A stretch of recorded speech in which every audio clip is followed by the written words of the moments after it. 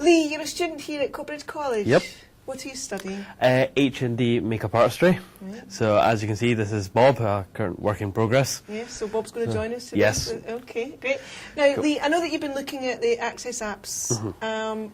Tell me what your thoughts are about the AccessApps. Well, one of the things that really struck out at me when it was demonstrated to me was just the sheer concept idea. I thought was fantastic, and not just from the point of view of accessibility, as in I could see this being the sort of thing that we all use in the not too distant future.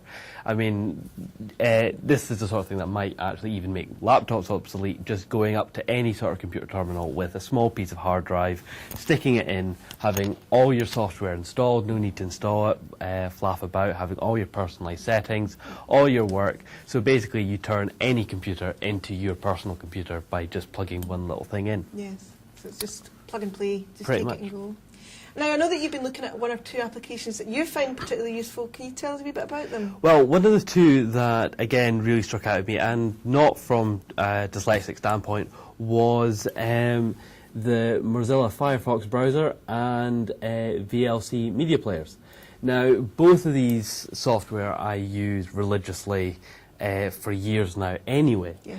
And it's such a relief to actually have it in portable version. Yes. I mean, so many times you're on someone else's machine, they don't have it installed, and you either need to waste time installing it and or having to use Internet Explorer or Windows Media Player, which just quite frankly isn't as good.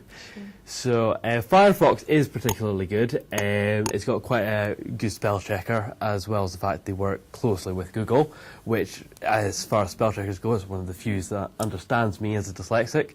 It 90% of the time gets the word that I'm trying to type in right, and or I can always check in images to see if it's the right one.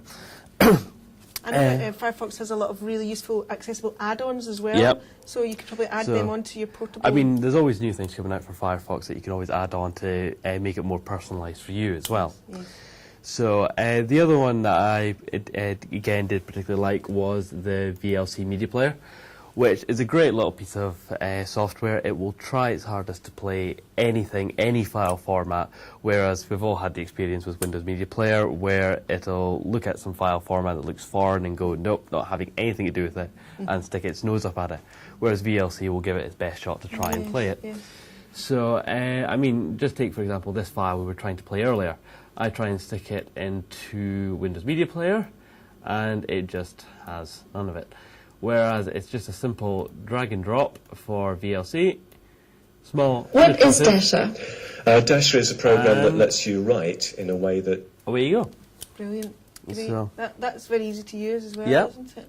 Wonderful. so Excellent. Leigh, thank you so much for your time. That's been fantastic. It's really interesting hearing how different people use the AccessApps in different ways to suit their work styles, their learning styles, just their general kind of preferences. But thank you so much. right, no problem. Thank you. you.